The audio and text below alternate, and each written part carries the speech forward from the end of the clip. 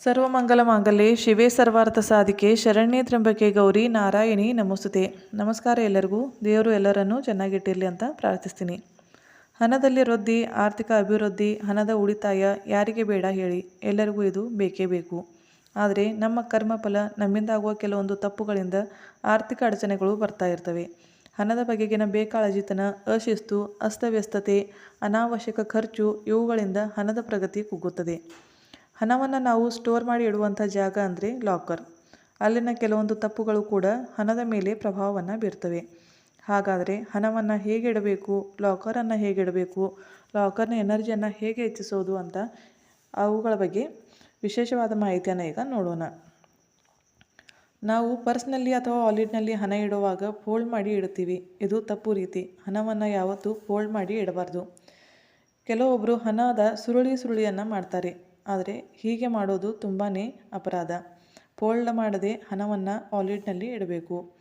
ಮನೆಯಲ್ಲಿ ಚಿಲ್ಲರೆ ಹಣವನ್ನು ಎಲ್ಲಿ ಬೇಕಾದರೂ ಇಡ್ತೀವಿ. ಆದರೆ ನಿಮಗೆ ಗೊತ್ತಾ, ಚಿಲ್ಲರೆ ಹಣದಲ್ಲಿ ಲಕ್ಷ್ಮೀ ಮಾತೆಯ ವಾಸ ಇರುತ್ತೆ. ಇವುಗಳ ಶಬ್ದದಲ್ಲಿ ಲಕ್ಷ್ಮೀ ಮಾತೆ ಗೋಚರಿಸ್ತಾಳೆ. ಚಿಲ್ಲರೆ ಹಣವನ್ನು ಅಂದರೆ ಕಾಯಿನ್ಸನ್ನು ಎಲ್ಲಿ ಬೇಕಾದಲ್ಲಿ ಇಡೋದಕ್ಕಿಂತ ಒಂದು ಮನಿ ಬಾಕ್ಸನ್ನು ಮಾಡಿ ಅದರಲ್ಲಿ ಹಾಕಿ. ಇದರಿಂದ ಹಣದ ಅಪಮಾನ ಕೂಡ ಆಗೋಲ್ಲ, ಹಣ ಸ್ಟೋರ್ ಆಗಿ ಕೂಡ ಇರುತ್ತೆ. ಈ ಮನಿ ಬಾಕ್ಸನ್ನು ಮನೆಯ ಪಶ್ಚಿಮ ದಿಕ್ಕಿನಲ್ಲಿ ಇಡಬೇಕು. ತಿಂಗಳಿನ ಸ್ಯಾಲರಿ ಬಂದಾಗ ಮನೆಗೆ ಬರುವುದಕ್ಕಿಂತ ಮುಂಚೆನೇ ನಾವು ಅದನ್ನು ಖರ್ಚಿಸುತ್ತಾ ಬರಬಾರ್ದು. ಮೊದಲು ಹಣವನ್ನು ಮನೆಗೆ ತಂದು ದೇವರ ಮುಂದೆ ಇಟ್ಟು ಮರುದಿನ ಅದನ್ನು ಖರ್ಚಿಸಬೇಕು. ನಿಮ್ಮ ಕೈಯಲ್ಲಿ ಹಣ ಬರ್ತಾ ಇದ್ದಂಗೆ ನೀವು ಅದನ್ನು ಹಂಚ್ತಾ ಬಂದರೆ ಲಕ್ಷ್ಮೀ ಮಾತೆಯನ್ನು ಬೇರೆಯವರಿಗೆ ಹಂಚಿದಂತೆ ಆಗುತ್ತೆ. ಅದಕ್ಕೆ ನಮ್ಮ ಮನೆಯ ಲಕ್ಷ್ಮಿ ನಮ್ಮ ಮನೆಗೆ ಬರೋದು ಯಾರಿಗೆ ಬೇಡ ಹೇಳಿ, ಎಲ್ಲರಿಗೂ ಇದು ಬೇಕೇ ಅಲ್ವಾ? ಅದಕ್ಕಾಗಿ ಈ ತಪ್ಪನ್ನು ನೀವು ಮಾಡಬೇಡಿ. ಅಕೌಂಟ್ನಲ್ಲಿ ಸ್ಯಾಲ್ರಿ ಬರೋರು ಅದರಲ್ಲಿನ 1-2 ಸಾವಿರ ಹಣನಾದರೂ ಮನೆಗೆ ತೆಗೆದುಕೊಂಡು ಬನ್ನಿ. ಸಂಬಳದಲ್ಲಿನ 1% ದೇವರಿಗೆ ತೆಗೆದಿಡಿ.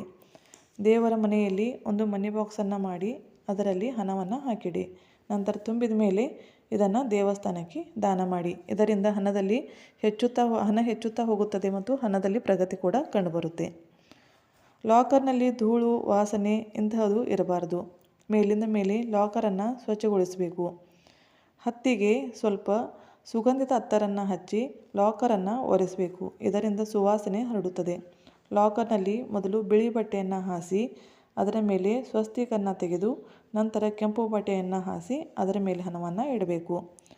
ಲಕ್ಷ್ಮೀ ಮಾತೆಯ ಮೂರ್ತಿ ಅಥವಾ ಫೋಟೋ ಇರೋರು ಲಕ್ಷ್ಮೀ ಮಾತೆಯ ಮೂರ್ತಿ ಮತ್ತು ಫೋಟೋದ ಮುಂದೆ ಒಂದು ಸಣ್ಣ ಕಲಶದಲ್ಲಿ ಚಿಲ್ಲರೆ ಹಣವನ್ನು ತುಂಬಿ ಅದಕ್ಕೆ ಅರಿಶಿನ ಕುಂಕುಮವನ್ನು ಹಚ್ಚಿ ಅಕ್ಷತೆಯ ಆಸನವನ್ನು ಮಾಡಿ ಅಂದರೆ ಪ್ಲೇಟ್ನಲ್ಲಿ ಅಕ್ಷತೆಯನ್ನು ಹಾಕಿ ಅದರ ಮೇಲೆ ಇಡಬೇಕು.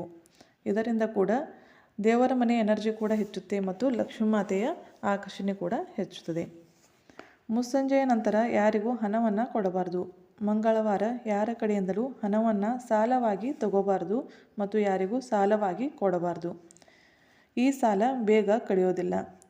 ಹಣ ತುಂಬೋರು, ಮನಿ ಪಾಲಿಸಿ ಮಾಡೋರು ಅಥವಾ ಬ್ಯಾಂಕ್ನಲ್ಲಿ ಇನ್ವೆಸ್ಟ್ ಮಾಡೋರು ಇದನ್ನೆಲ್ಲ ಬುಧವಾರದಂದು ಮಾಡಬೇಕು. ಇದರಿಂದ ಹಣದಲ್ಲಿ ಅಭಿವೃದ್ಧಿ ಆಗುತ್ತದೆ.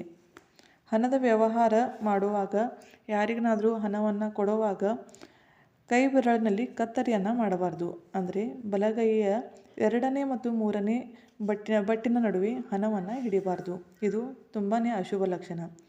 ಲಾಕರ್ನಲ್ಲಿ ಹಣವನ್ನು ಇಡುವಾಗ ಯಾವತ್ತೂ ಶ್ರೀಂ ಶ್ರೀಂ ಅನ್ನುತ್ತಾನೆ ಇಡಬೇಕು. ಈ ರೀತಿ ಹಣವನ್ನು ನಾವು ಪೂಜಿಸಬೇಕು, ಯೋಗ್ಯ ಸನ್ಮಾನವನ್ನು ಕೊಡಬೇಕು, ಯೋಗ್ಯ ರೀತಿಯಿಂದ ಉಪಯೋಗಿಸಬೇಕು. ಈ ನಿಯಮಗಳನ್ನು ಅಳವಡಿಸಿಕೊಂಡ್ರೆ ಹಣದ ವರ್ಷ ಎಲ್ಲರ ಮನೆಯಲ್ಲಿಯೂ ಸುರಿಯುತ್ತದೆ. ಶುಭವಾಗಲಿ. ಬೈ. Take care.